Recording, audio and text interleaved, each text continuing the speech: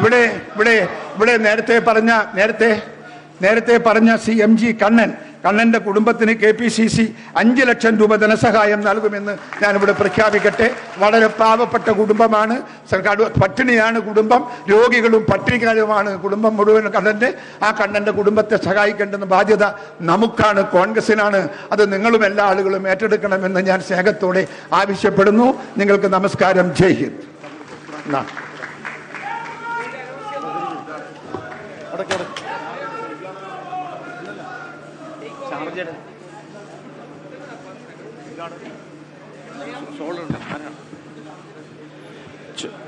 ആദരണീയനായ KPCC അധ്യക്ഷൻ K. Sudhakaran MP അവരിൽ നിന്നും നിയുക്ത KPCC president advocate Shri Sunny Joseph അവറുകൾ ഇപ്പോൾ ചുമതല ഏറ്റെടുക്കുകയാണ്. ഔദ്യോഗിക ചടങ്ങിന് നമ്മളെല്ലാവരും ഏറ്റവും ആദരവോടെ നമ്മൾ സാക്ഷ്യം വഹിക്കുകയാണ്.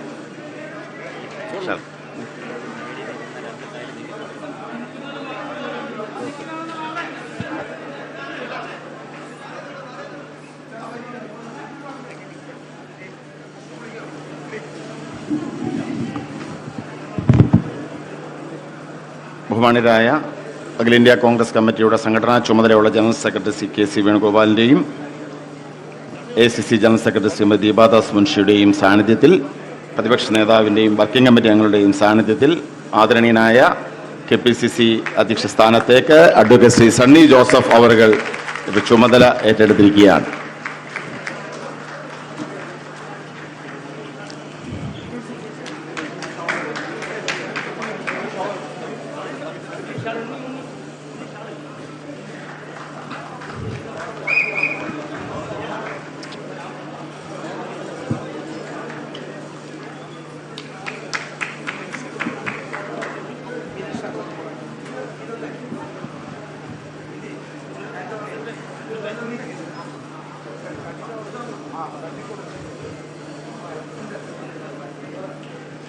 ഈ സമ്മേളനം ഔപചാരികമായി ഉദ്ഘാടനം ചെയ്യുന്നത് അഖിലേന്ത്യാ കോൺഗ്രസ് കമ്മിറ്റിയുടെ സംഘടനാ ചുമതല വഹിക്കുന്ന general secretary Shri KC Venugopal MP അവർകളാണ്. യോഗത്തെ ഉദ്ഘാടനം ചെയ്ത്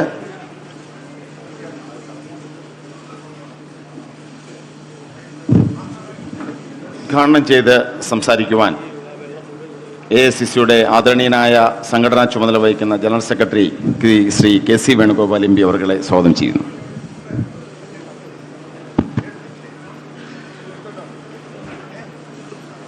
കേരളത്തിലെ കോൺഗ്രസിൻ്റെ പുതിയ അധ്യക്ഷനായി ഇപ്പോൾ ഔപചാരികമായിട്ട് ചുമതല ഏറ്റെടുത്തിരിക്കുന്ന ഏറ്റവും പ്രിയങ്കരനായിട്ടുള്ള അഡ്വക്കേറ്റ് സണ്ണി ജോസഫ്, സ്ഥാനമൊഴിഞ്ഞ കേരളത്തിലെ കോൺഗ്രസ്സുകാരുടെ പ്രിയ നേതാവ് ശ്രീ K. സുധാകരൻ,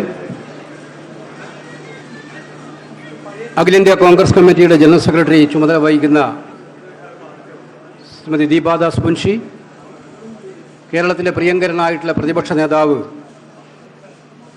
ശ്രീ VD സതീശൻ, പ്രിയങ്കരനായിട്ടുള്ള കോൺഗ്രസ് പ്രവർത്തക സമിതി അംഗം ശ്രീ രമേശ് ചെന്നിത്തല, കോൺഗ്രസ് പ്രവർത്തക സമിതിയിലെ പ്രത്യേക ക്ഷണിതാവ് ശ്രീ കൊടിക്കുന്നിൽ സുരേഷ്, മുൻ KPCC പ്രസിഡന്റ്മാർ Shri K. Muraleedharan, Shri VM Sudheeran, Shri MM Hassan, UDFിൻ്റെ പ്രിയങ്കരനായിട്ടുള്ള കൺവീനർ ശ്രീ അടൂർ പ്രകാശ്,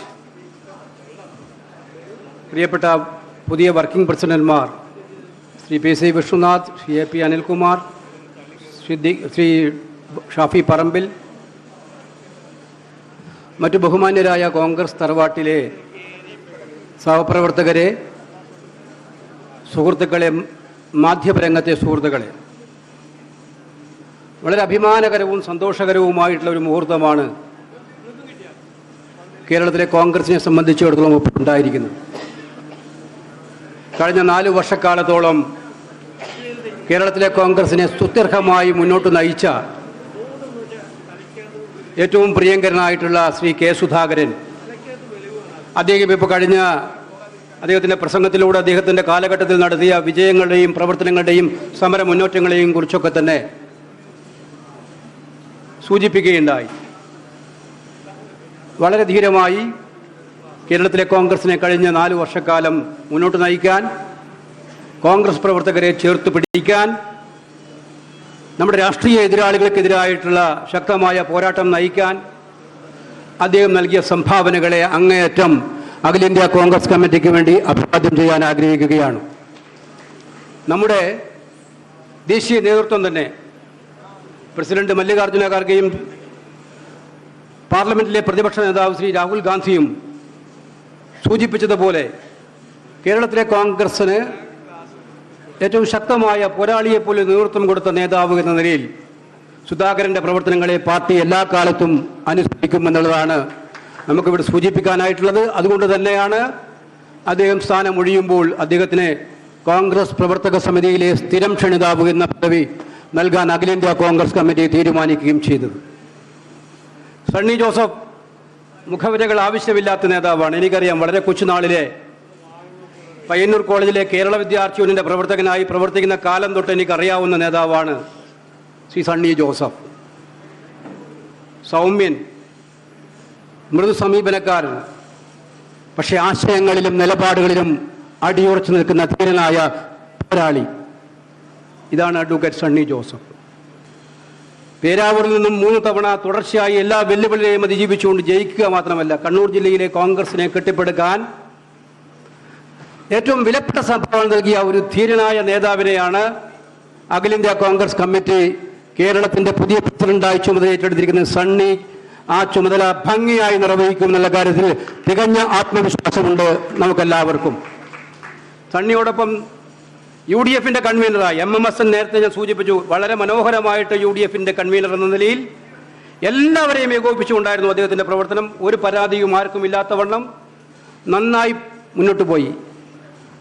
ഒരു ടീം പാക്കേജ് വേണം, കേരളത്തിൽ പുനഃസംഘടന ഉണ്ടാകുമ്പോൾ ഒരു ടീം പാക്കേജ് വേണം എന്നതിന് ഒറ്റ ഭാഗമായതുകൊണ്ട് മാത്രമാണ് MMSN ആ സ്ഥാനത്ത് മാറുന്നത്. അതുകൊണ്ട് ഹസനെ ഞാൻ അങ്ങേയറ്റത്തെ അഭിനന്ദിക്കാൻ ആഗ്രഹിക്കുകയാണ്. ശ്രീ അടൂർ പ്രകാശ്, ആറ്റിങ്ങൽ പോലെയുള്ള മണ്ഡലം കഴിഞ്ഞ കുറേ വർഷങ്ങളായി നമുക്ക് കിട്ടാതിരുന്ന മണ്ഡലത്തെ തിരിച്ചുപിടിക്കാൻ, കോന്യാദ്യമായി തിരിച്ചുപിടിക്കാൻ മാർക്സിസ്റ്റ് പാർട്ടിയുടെ കോട്ടകൊത്തങ്ങളിൽ കടന്നു എന്ന് നേരിടാൻ കഴിയുന്ന ധീരനായ ഒരു നേതാവിനെ തന്നെ UDF-ന്റെ ചുക്കാൻ ഏൽപ്പിച്ചിരിക്കുന്നതിലൂടെ നമുക്ക് അഭിമാനിക്കാം. UDF അടൂർ പ്രകാശിൽ ഭദ്രമാണെന്ന്. 3 വർക്കിംഗ് പ്രസിഡന്റുമാർ, കഴിഞ്ഞ 3 വർക്കിംഗ് പ്രസിഡന്റുമാരും മിടുക്കന്മാരായിരുന്നു. കോൺഗ്രസ് പ്രവർത്തക സമിതിയിലെ അംഗം, പാർലമെന്റിലെ കോൺഗ്രസിന്റെ ലോക്സഭയിലെ ചീഫ് വിപ്പ്, വർക്കിംഗ് പ്രസിഡന്റ് എന്ന നിലയിലും സുരേഷ് നല്ല പ്രകടനമാണ് കാഴ്ചവെച്ചത്. സിദ്ദിഖ് അതിമനോഹരമായിട്ടുള്ള പ്രവർത്തനങ്ങളാണ് കാഴ്ചവെച്ചത്. അതുപോലെ തന്നെയാണ് ശ്രീ TN പ്രതാപനും. നമുക്കറിയാം, തീരദേശത്തെ ജനങ്ങളുടെ പ്രശ്നങ്ങൾ ഏറ്റെടുക്കാനും മുന്നോട്ട് പോകാനും നല്ല നിലപാടുകൾ സ്വീകരിച്ചത്. അവർ 3 പേരും പൊതുവായ പുനഃസംഘടനയുടെ ഭാഗമായി മാറി നിൽക്കാൻ തീരുമാനിച്ചപ്പോൾ വന്ന 3 പേർ നിങ്ങൾക്കെല്ലാവർക്കും അറിയാം.